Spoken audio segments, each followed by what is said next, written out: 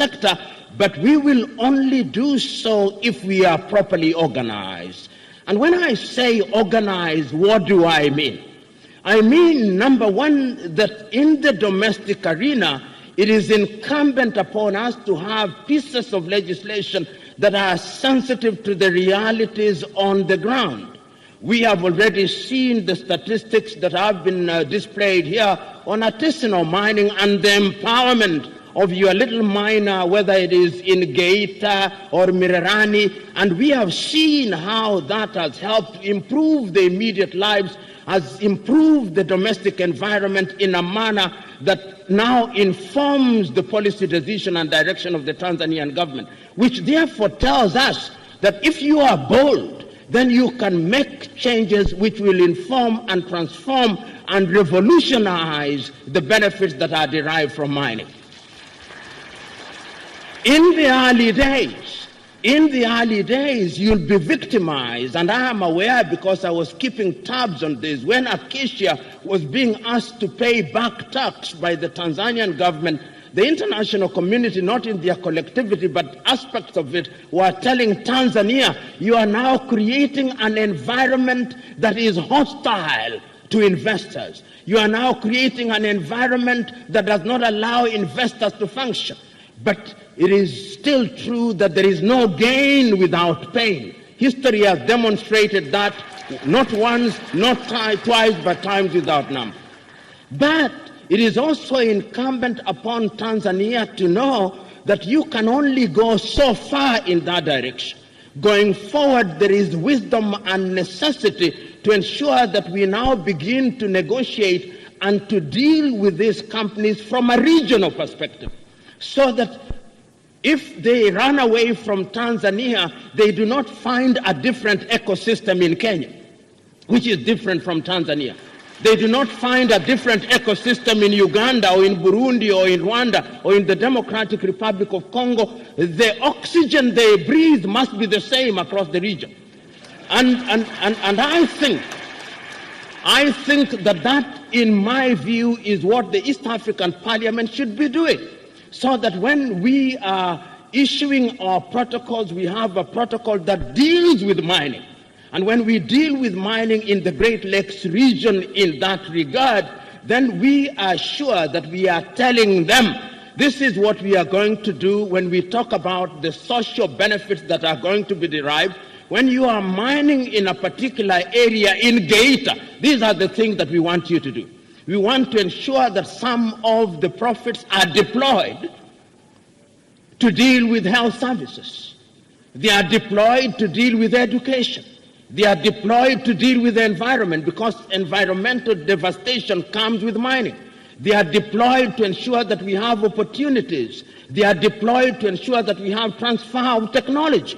Because for how long will Africa continue to be in diapers of technology as the rest of the world continues, so that in the next 10 years, when we talk about the leading mining companies in the world, we'll have at least 3 African mining companies which have now cut their teeth in the arena of technology. I believe that that is important. And when one talks about those regional approaches, one must now persuade SADC, and it is noted that Tanzania is a member of both the East African Community and SADC. You will know, for example, and there is a book that I've just cited written by Greg Mills and others, in which he gives the example of how the gold sector has suffered in South Africa, with the consequence that some of the big players like Anglo-American have migrated because there were certain stringent conditions that were introduced. Many of you will remember the debacle in Marikana mines in South Africa, and the continued the resurgence of the artisanal miner, particularly in rare metals or precious metals such as gold, is very important when you are talking about alluvial gold and diamond and all these things. You want to strengthen the person in rural Africa. And when you strengthen that person in rural Africa, then the mining sector becomes realistic and true, so that he is not bombarded with GDP. GDP and per capita income means nothing if you don't have money in your pocket.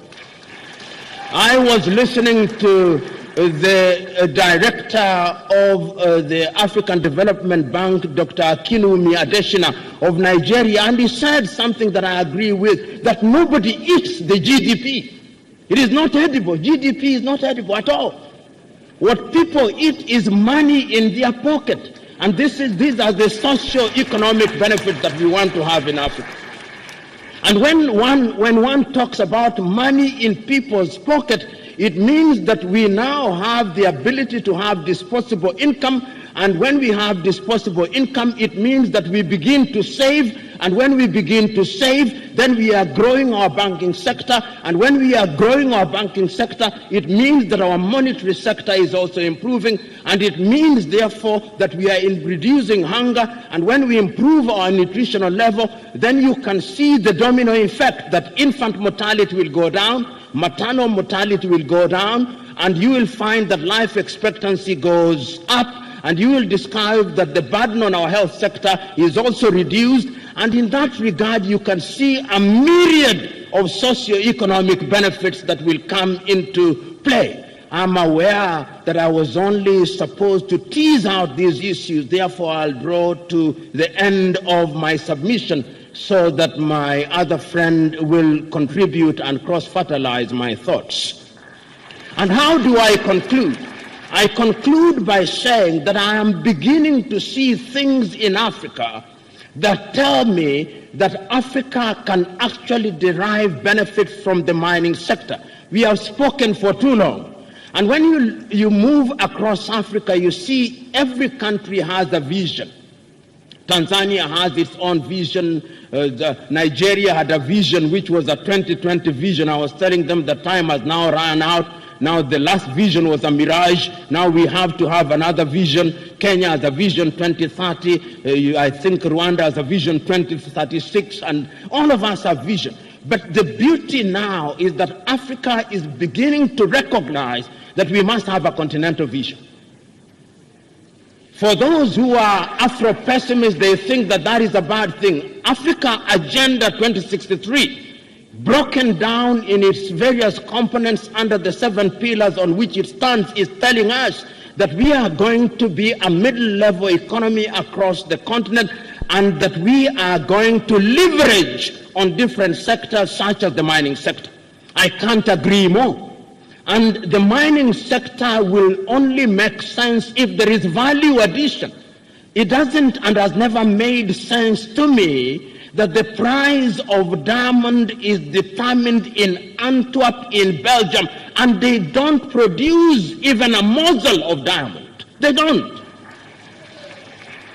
And yet they tell us this is the price of diamond. Somebody sitting in some air-conditioned office in Antwerp telling us that gold is produced in Ghana, Ashanti gold, and is traded in the London Stock Exchange. I've never understood that.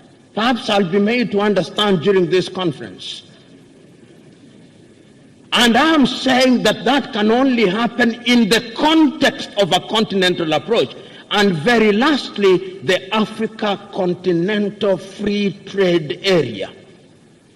Those of you who are in this on a daily basis, and I know Ambassador Mwita and others whom I know are on this on a daily basis, the Continental Free Trade Area begins to work in earnest in the month of July from its secretariat in Ghana. And what we are beginning to realize as Africa is that individually we are weak. And permit me, Mr. Chairman, even if I'm overstepping and overshooting, I came all the way from Kenya. I deserve some latitude. You imagine Sudan with a GDP of $2 billion United States dollars, negotiating with Anglo-American whose annual turnover, and these are not exact, I'm just saying, of $50 billion United States dollars, negotiating with Sudan about a mine where they'll deploy $5 billion and derive possibly $12 billion in 20 years. As Mwalimu Nyerere used to say, and permit me to give this analogy, Even in boxing, the rules are the same, Walimu used to say.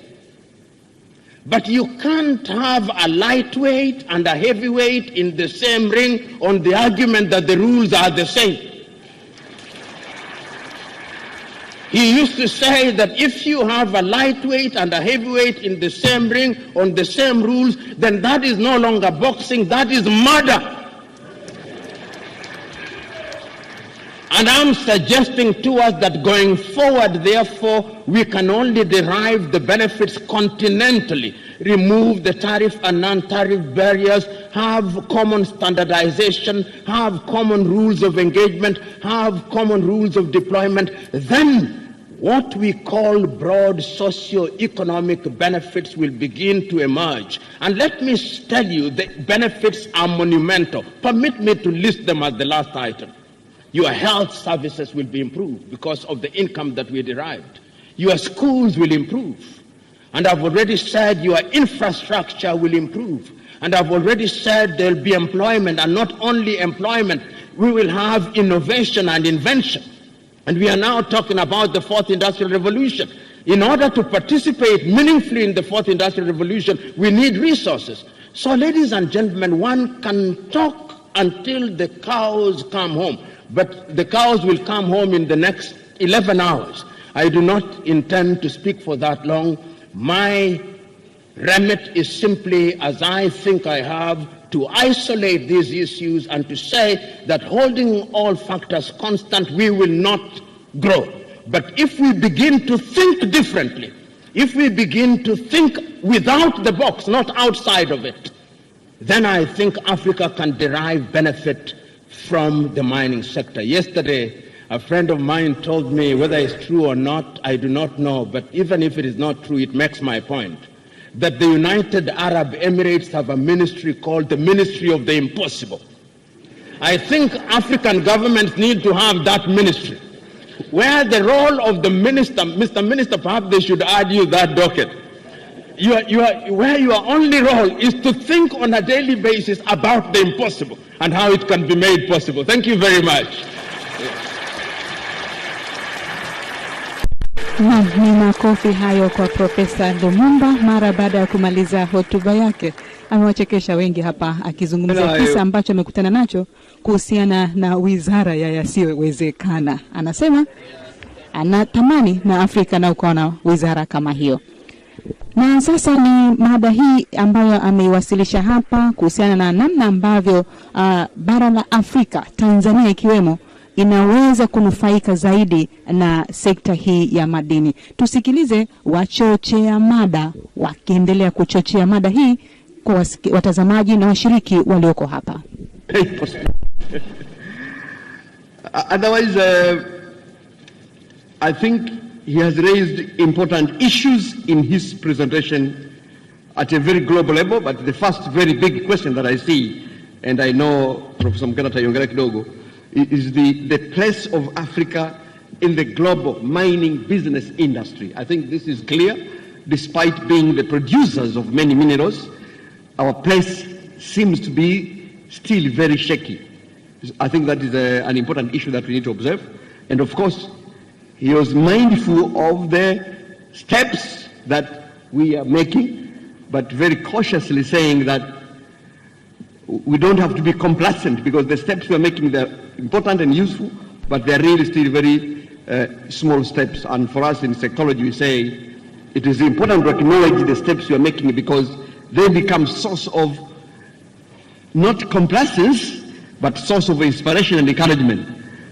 But that is not to make us complacent. So I think that is also a very important point. But I think toward the end, he made a very important point that Africa must organize itself. If it doesn't organize itself, it will be organized. And in many ways,